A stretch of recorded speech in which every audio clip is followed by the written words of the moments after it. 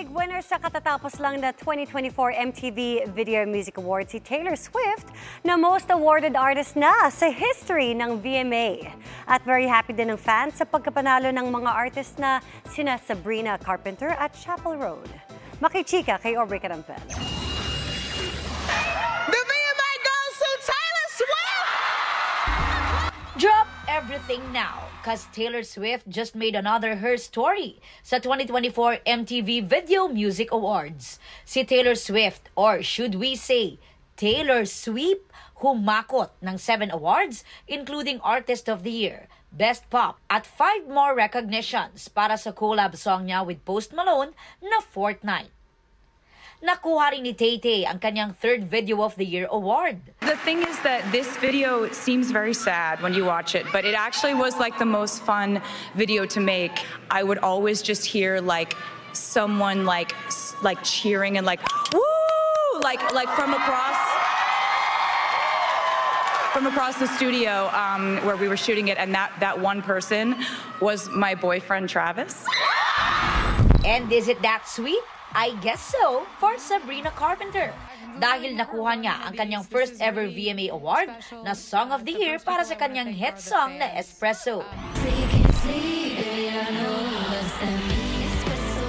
What an HOTTOGO moment naman for Chapel Roan, ang kanyang win bilang Best New Artist of the Year. I dedicate this to all the drag artists who inspire me.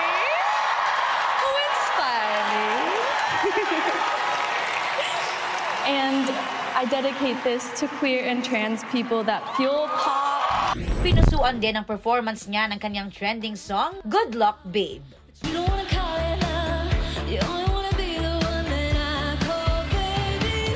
Lisa is indeed a rock star as she rocked the stage sa kanyang top-tier performance. Extra special pa yan dahil naiuwi niya rin ang kanyang 2nd Best K-Pop Award. Rockstar was a meaningful comeback for me after Lalisa. So this is very, very special to me. 17 may not be right there, pero napa-agonize naman ang Carrots sa pagkapanalo nila ng Best Group. Katy Perry! Video Vanguard Award is not the one that got away kay Katy Perry sa kanyang pagkapanalo na may Throwback Thursday medley performance pa ng kanyang greatest hits.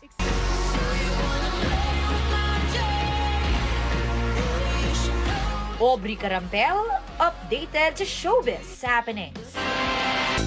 Ibinahagi ni Carla Abellana ang pinagdaan ng komplikasyon na dahilan kung bakit siya na ospital kamakailan. Pero ngayong maayos na ang kanyang kondisyon.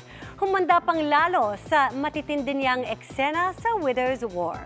Makichika kay Aubrey Carampel. You are not a Palacios. Lumayas ka dito. Trending ang eksenang ito ni na Madam Aurora Palacios at ni Peter sa GMA Prime series na Widow's War. Hindi lang mag-asawang sampal, kung hindi magkakamag-anak pa raw ang natanggap ni Brent Valdez mula kay Jean Garcia. Karangalan nga raw para kay Brent ang madampian ng mga palad ni Jean.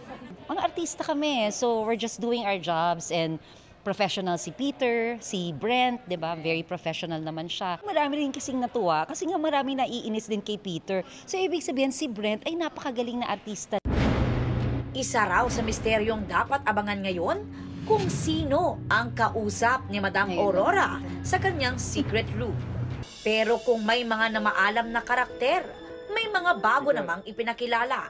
Magiging bagong driver si Rochelle. I prefer Rico po. Isa na rito si Rico Rochelle o Rico, ang bagong driver ni Madam Aurora na ginagampanan ni Ricky May Davao, na anak ni na Ricky Davao at Jackie Lu Blanco. Proud member si Ricky May ng LGBTQIA+ community at very happy raw siya sa kanyang first kapuso serye. Na-appreciate ko yung pagkasulat na to kasi yung name ko nga is si Rochelle. So, and then pero I really make it a point to say na I prefer Rico. So merong, gender identity and sensitivity, which is, kumbaga, I'd love to be a representative of that.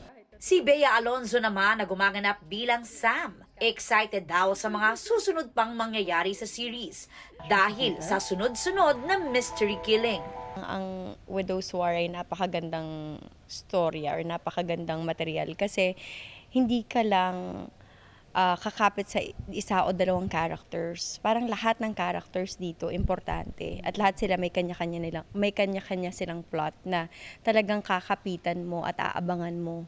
Abangan din daw ang muling tapatan ni Sam at George na ginagampanan naman ni Carla Abellana. Sa ngayon, mukhang besties sila ulit, pero hindi mawawala syempre yung away nila, bardagulan nila. Nang kumustahin namin si Carla matapos siyang ma-confine sa ospital noong nakaraang buwan.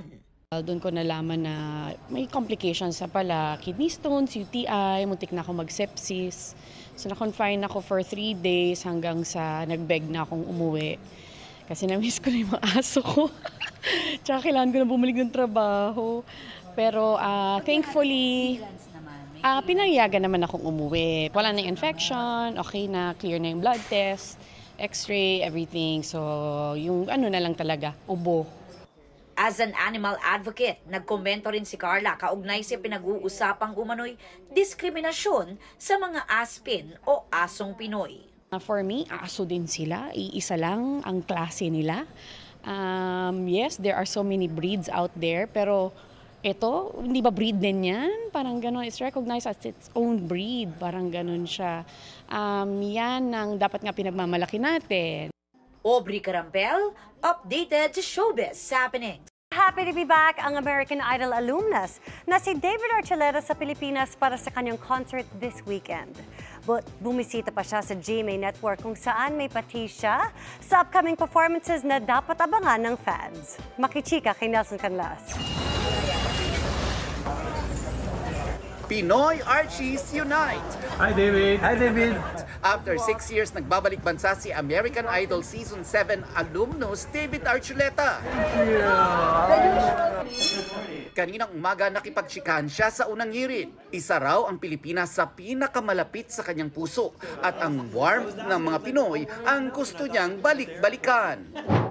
They're so welcoming, they're so kind, they're so cute. Like they're so shy, but they'll still come and be friendly and talk, and I love that because I feel like that's how I am. So I'm like, oh my gosh, we're the same. So I feel like that's why I get along with everyone here so much because they remind me of how I act. From being a cutesy singer, malaki na raw ang pagbabago ni David. Mula nang umaming queer noong 2021, mas confident at nailalabas na raw niya ang kanyang authentic self, maging sa kanyang music. At sa mall show niya bukas at sa concert sa Sabado, he's going to treat his Pinoy fans to a lot of love songs na minahal natin sa kanya at mga mamahalin pa. I've added a couple of songs like that I feel like Filipino fans specifically would enjoy to hear. A special guest coming as well that I'm looking forward to performing with, so that'll be a lot of fun.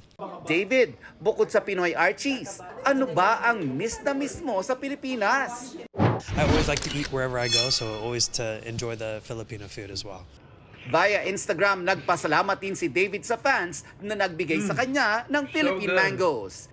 Nelson Canlas, updated sa Showbiz Happenings.